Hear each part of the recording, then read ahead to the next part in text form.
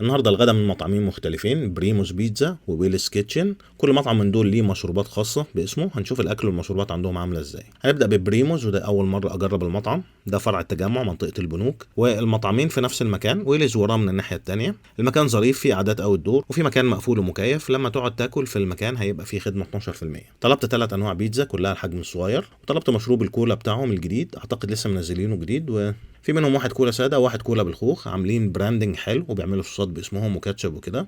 البيتزا سمول يعني حجمها صغيره قوي. اول بيتزا سي رانش جمبري وكابوريا، تاني واحده دبل بيبروني، واخر واحده ترافل برجر. العجينه حلوه، الحجم صغير بس عجينه سميكه وخفيفه. الصلصه بتاعتهم كويسه، صوصات وتوبينجز شغالين، بس مفيش حاجه مميزه قوي. يعني انا كان عندي توقعات اكبر من كده من كتر ما شفت فيديوهات كتير عن البراند. انا شايفها كويسه بس مش حاجه واو يعني. البيبروني عندهم اللي بيستخدموه طعمه كويس حلو، يعني على عكس اغلب المطاعم اللي بتستخدم بيبروني حاجات كولد كاتس مختلف اصلا على البيبروني، بس هم بيستخدموا نوع كويس. صوص الترافل ما عجبنيش خالص، مش ذوقي. السي فود ما فيهوش حاجه فريش، اعتقد حتى الجمبري مجمد، بس هي ظريفه بشكل عام.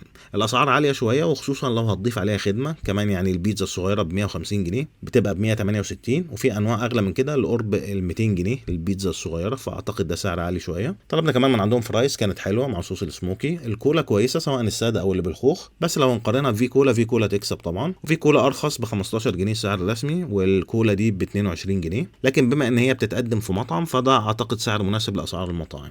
عصير البرتقال عندهم جربته ما كانش احلى حاجه. اجمالا تجربه كويسه، بس ما اعتقدش ان هي تتكرر الصراحه، او يمكن انا اخترت انواع بيتزا مش الاقوى عندهم، مش عارف. زي ما قلت بيتزا كويسه بس في حاجه ناقصه مش عارف ايه هي. وكمان الموتزاريلا اللي بيستخدموها ما اعتقدش ان هي لبن طبيعي 100%، وخصوصا لما البيتزا بردت باين اللون بتاعها مش احسن حاجه.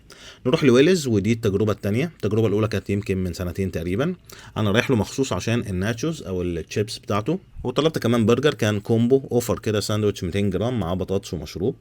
انا على طول بشتري مشروبات ويلز وخصوصا الكريم صودا من على الابلكيشن زي طلبات وغيرهم.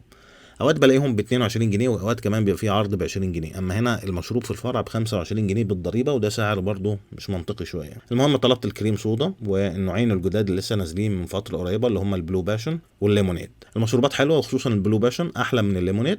البرجر كان ممتاز، انا طلبته بيج ويلي، وده الظاهر بيزيد 20 جنيه على ثمن العرض لما تختاره. ساندوتش جامد عليه خس وبصل وطماطم، جبنه امريكي وبيكون وصوص ويلز. اكلت منه قطمتين كده، والباقي جربته لما رجعت بورسعيد لما الساندوتش بارد خالص. مازال حلو وما ظهرش فيه اي حاجه طعم مش مستحب يعني. ضفت عليه كمان شويه كاتشب وهوت صوص، بقى احلى واحلى. نروح للناتشوز او اللي بيسموها هناك الشيبس بتاعتهم. هي لوحدها عاديه ملهاش طعم قوي، وده الطبيعي لان هي الطعم في الديبنج، الصوصات اللي انت بتاكلها بيها. صوص الجبنه خفيف كطعم مش قوام. القوام كويس بس الطعم محتاج يبقى مركز اكتر من كده شويه. هو مش سيء بس محتاج يبقى اقوى. اللحمه المفرومه جامده مع ان طعمها مختلف عن الاطعمه اللي احنا متعودين عليها. اول مره جربتها من عندهم كنت مستغربها في الاول، بس بعد كده في الاخر عجبتني، خصوصا لما تحط جبنه ولحمه وتحط عليهم هوت صوص. طعم حكايه بصراحه. واعتقد لو عملوا من البيف ده اوبشن سبايسي هيبقى جامد قوي، بس برضو دي ممكن ما تبقاش ذوق كل الناس، فممكن تجرب منها الحجم الصغير الاول وتشوف لو عجبتك. سعرها ممكن نقول معقول شويه عشان معاها لحمه مفرومه، وكميه اللحمه كويسه مش قليله. اعتقد نفس حجم الشيبس ده مع صوص الجبنه، بس ثمنهم يمكن 100 جنيه، فاللحمه الوحيده هي اللي عامله فرق السعر ده. ويلز كيتشن كان فاتح في بورسعيد تقريبا وقفل، مش عارف ليه. انا ما حضرتش المطعم لما كان فاتح في بورسعيد، بس يا ريت يرجع يفتح تاني لانه بصراحه من الاماكن القويه. بس دي تجربه الغداء في القاهره، مشوار صد رد كده. سلام.